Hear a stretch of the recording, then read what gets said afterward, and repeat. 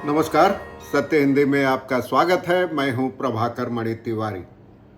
लोकसभा चुनाव अब अपने अंतिम दौर में पहुंच चुका है। पश्चिम बंगाल में 7वें और अंतिम चरण में जिन 9 सीटों पर चुनाव होना है, उनमें एक सीट ऐसी भी है जहां सवाल यह नहीं है कि कौन जीतेगा, बल्कि सवाल यह पूछा जा रहा है कि जीत हार का अंतर कितना होगा। तो आपको बता दूं, वह सीट है कोलकाता से सटी दक्षिण 24 परगना जिले की डायमंड हार्बर, जहां पश्चिम बंगाल तृणमूल कांग्रेस जो सत्ता में है उसके नंबर 2 रहे महासचिव अभिषेक बनर्जी मैदान में हैं लगातार तीसरी बार जीत की हैट्रिक बनाने के लिए, और वो मुख्यमंत्री ममता बनर्जी के भतीजे भी हैं और बंगाल के राजनीतिक हलकों में उनको ममता बनर्जी का उत्तराधिकारी भी माना जा रहा है। तो अब आज उसी की चर्चा करूंगा। यह सीट सबसे वीवीआईपी मानी जा रही है इस अंतिम चरण में, लेकिन हैरानी की बात है कि इस लिहाज से कहीं इसकी चर्चा नहीं हो रही है। शायद इसकी सबसे बड़ी वजह यह है कि यहाँ लगातार तीसरी बार अभिषेक बनर्जी की जीत में किसी को कोई संदेह नहीं है। डायमंड हार्बर बाजार में एक दुकानदार मनोजीत भी कहते हैं कि यहाँ अभिषेक की जीत तो तय है।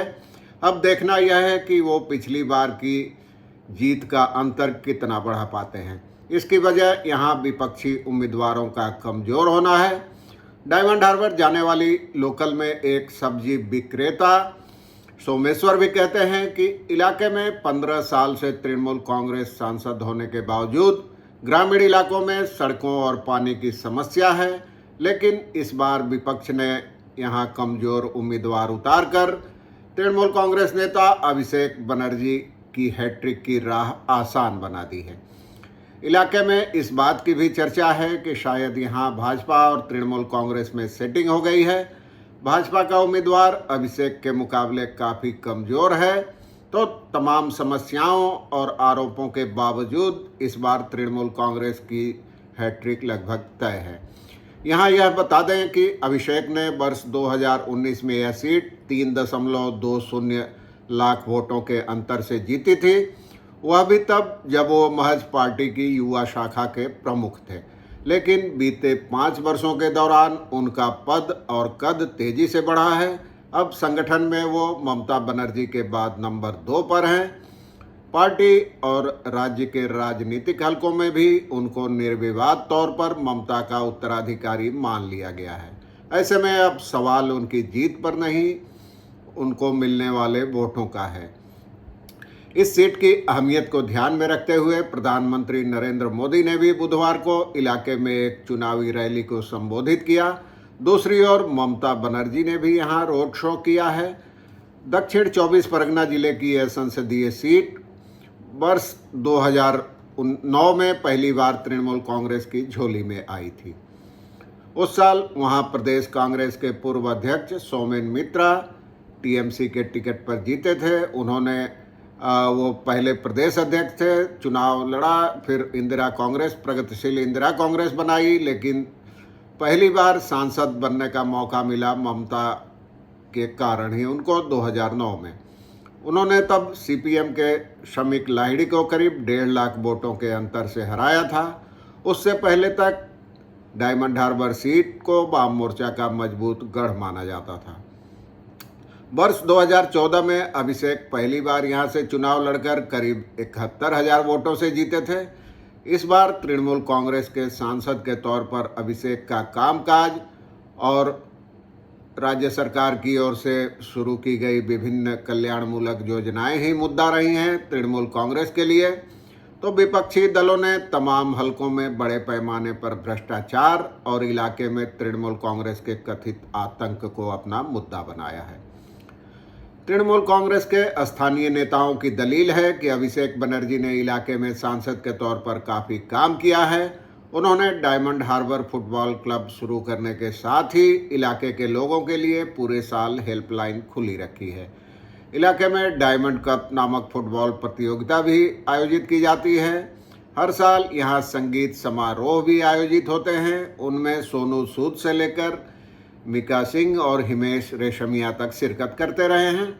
कोरोना के दौरान अभिषेक ने यहाँ इलाज और राशन देने की अलग व्यवस्था की थी। तब यहाँ राजनीतिक हलकों में उनके इस डायमंड हार्बर मॉडल की खासी चर्चा रही थी। अभिषेक अपनी चुनावी सभाओं में इस मॉडल का जिक्र करते हैं। वो कहते हैं कि यहाँ कितना काम हुआ है यह किसी से छिपा नहीं है। पूरे देश में इस मॉडल की चर्चा हो रही है। अब जिले के सभी 4 संसदीय इलाकों में भी यही मॉडल लागू होगा, यह मेरी गारंटी है।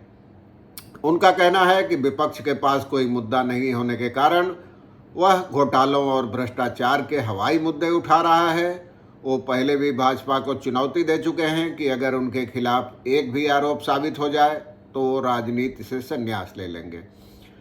वर्ष 2014 में अभिषेक जब इस सीट पर पहली बार मैदान में उतरे थे तो भाजपा ने उनके खिलाफ स्थानीय नेता अभिजीत दास उर्फ बॉबी को उम्मीदवार बनाया था, लेकिन 2019 में पार्टी ने उम्मीदवार बदल दिया और उनकी बजाय दक्षिण दिनाजपुर के नेता नीलांजन राय को मैदान में उतारा था। इस बार इस सीट के लिए भाजपा ने सबसे आखिर में अपने उम्मीदवार का ऐलान किया, अपनी सूची जारी करने के करीब 1.5 महीने बाद। इस दौरान कयास लगाए जाने लगे थे कि पार्टी अभिषेक के खिलाफ शायद किसी हैवीवेट उम्मीदवार को मैदान में उतारेगी, लेकिन आखिर में फिर उसी बॉबी को मैदान में उतार दिया गया। इस दौरान बीजेपी के नेताओं ने कई बड़े नामों को भी खंगाला था। यह भी कहा जा रहा है कि प्रदेश अध्यक्ष सुकांत मजूमदार और विपक्ष के नेता शुभेंदु अधिकारी के बीच टकराव के कारण भी यहाँ उम्मीदवारों का चुनाव नहीं किया जा सका जल्दी। प्रदेश स्तर के एक नेता बताते हैं कि जितने बड़े नामों को खंगाला गया था उन सब ने अभिषेक के खिलाफ चुनाव मैदान में उतरने से इनकार कर दिया था। बॉबी की उम्मीदवारी पर राजनीतिक हलकों में हैरानी जताई गई थी। तब कहा गया था कि भाजपा ने शायद इसे एक हारी हुई बाजी मानते हुए कमजोर उम्मीदवार को टिकट दिया है, लेकिन भाजपा के स्थानीय नेता और खुद बॉबी इसे तृणमूल कांग्रेस का कुप्रचार बताते हैं। भाजपा और सीपीएम एक सुर में अभिषेक और उनकी पार्टी पर इलाके में आतंक फैलाने और चुनावी धांधली के आरोप लगाते हैं।